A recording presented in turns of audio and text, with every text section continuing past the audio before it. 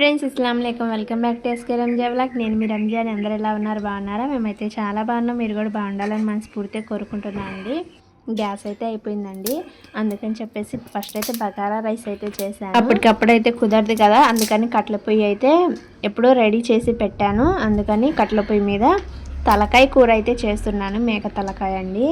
ఇంకా కర్రీ అయితే మీతో కూడా షేర్ చేస్తాను. ఎంతైనా గ్యాస్ మీద కన్నా కట్టెల పొయ్యి మీద వండుకొని తింటేనే టేస్ట్ చాలా బాగుంటుందండి. పొయ్యి మీద సింపుల్గా చేసుకున్న టేస్ట్ చాలా బాగుంటుంది. నేను మేక తలకాయ కూరని ఎలా చేస్తాననేది చూసేయండి. ఫస్ట్ అయితే కట్టెల పొయ్యి వెలిగించుకున్నాను. ఆ బాండి పెట్టేసుకొని అందులోకి 3 టేబుల్ స్పూన్ నూనె అయితే వేసుకున్నానండి. ఇంకా తలకాయ కూర అయితే దాదాపు కేజీ అయితే ఉంటుందండి. నూనె వేడైన తర్వాత ఇందులోకి సన్నగా కట్ చేసుకున్న ఆనియన్, పొడుగ్గా కట్ చేసుకున్న పచ్చిమిర్చి, కరివేపాకు వేసుకొని కొంచెం ఫ్రై అయితే చేసుకోవాలి. ఆనియన్ సాఫ్ట్గా అవ్వాలండి.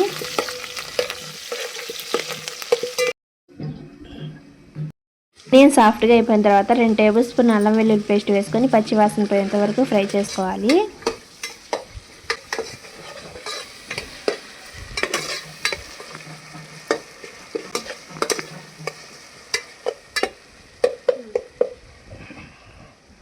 అల్లం వెల్లుల్లి పేస్ట్ని ఫ్రై చేసుకొని ఇప్పుడు ఇందులోకి ముక్కల్ని అయితే వేసేసుకోవాలి.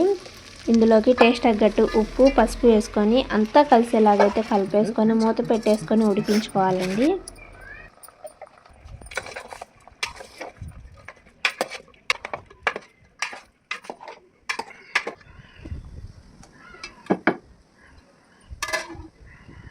కారం అయితే వేసుకోకూడదండి. మటను ఇలా తలకాయ కూర అలా వండుకునేటప్పుడు కారం అయితే వేయకూడదు. ముక్క అనేది తొందరగా ఉడకదంట, అందుకని కారం అయితే వేయకూడదు. ఇలాగా వాటర్ అయితే వస్తాయి, ఆ వాటర్ ఇంకిపోయేంత వరకు ఉడికించుకోవాలి. ఇంకిపోతున్నప్పుడు ఇందులోకి సన్నగా కట్ చేసుకున్న టమాటా, కొత్తిమీర, పుదీనా కూడా వేసుకొని అంతా కలిసేలా కలుపుకొని మూత పెట్టేసుకొని టమాటా ముక్క సాఫ్ట్గా అయ్యేంత వరకు ఉడికించుకోవాలి.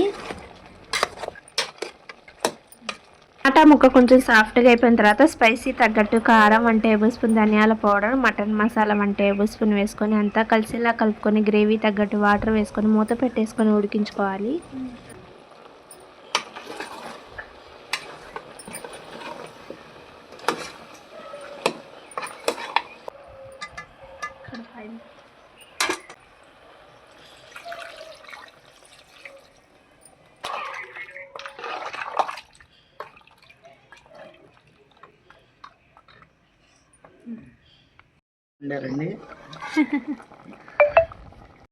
కొంచెం సేపు ఉడికించుకుంటే మేక తలకాయ కూర అయితే రెడీ అయిపోతుందండి.